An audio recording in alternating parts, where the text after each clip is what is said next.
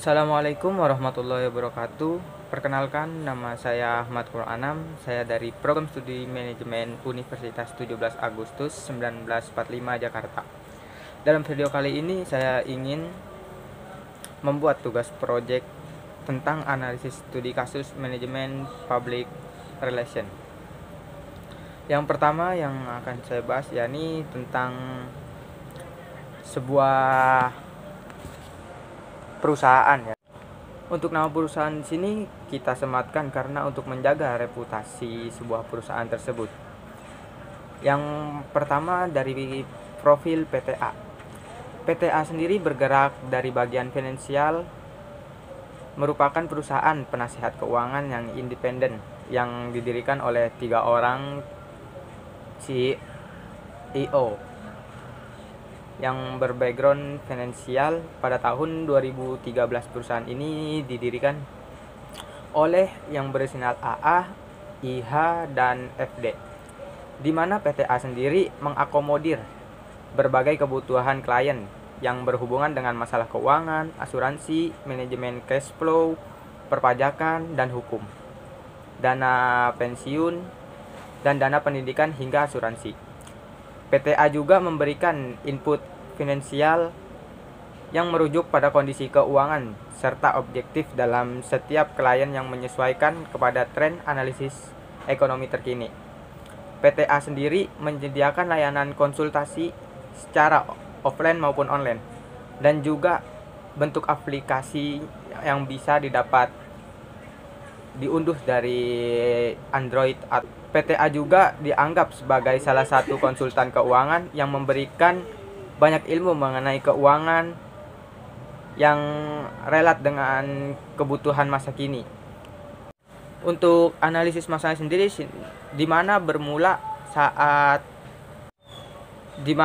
kasus ini bermula saat PTA menginstruksikan kepada kliennya untuk menandatangani kontrak pengelola akun dana investasi RDI pada sebuah PTB terkait pengolahan dana investasi. PTB adalah sebuah perusahaan dan sahamnya terkait dengan PTA. Dalam proses pengembangannya, PTB menggunakan dana investasi klien untuk mengembalikan berbagai saham dan reksadana. Salah satunya adalah pembelian saham PTC. Tren saham PTC sudah untung selama 8 bulan. Tiba-tiba untuk saham sendiri ambruk hingga merugikan aset klien dari PTA.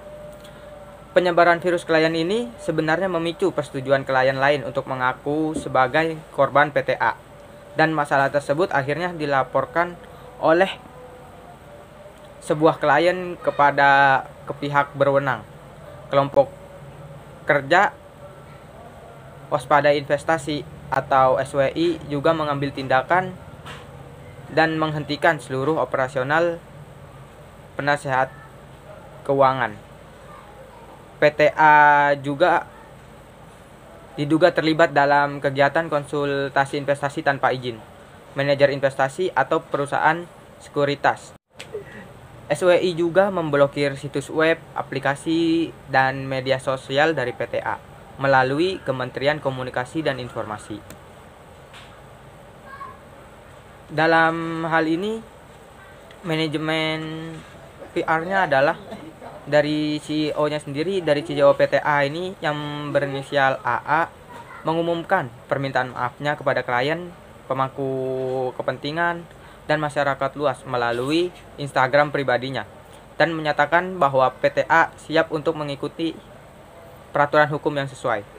PTA juga akan berusaha untuk membenahi kesalahannya dengan bertanggung jawab dan berjanji untuk mengembalikan kerugian dari berbagai pihak.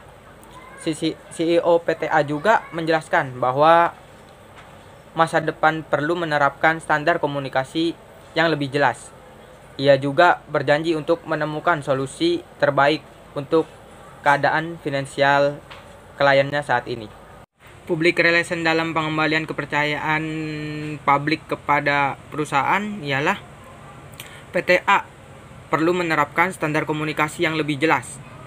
Penting bagi PTA untuk melakukan collaborate action dengan berbagai pihak, dari mulai para ahli komunikasi, financial konsultan, hingga reguler untuk membangun strategi komunikasi yang holistik. Dan dengan menentukan sebuah key message dengan tujuan komunikasi. Selain itu, penting juga bagi PTA untuk mengoptimalkan media relation. Tujuannya sebagai sarana keterbukaan informasi selama kasus ini sedang ditangani. Hal yang diharapkan dari program-program tersebut adalah mengurangi perkembangan pemberitaan yang membingungkan serta semakin berpengaruh kepada citra negatif dari PTA sendiri. PTA juga harus memperbaiki standar komunikasi yang transparan, juga merupakan hal yang perlu dilakukan oleh PTA apabila terdapat kemungkinan untuk melakukan rebranding dan mengembalikan public truth di masa depan.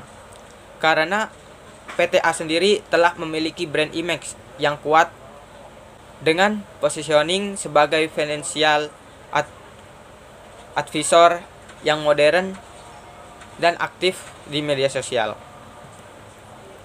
Demikianlah yang dapat saya sampaikan, kurang lebihnya mohon maaf.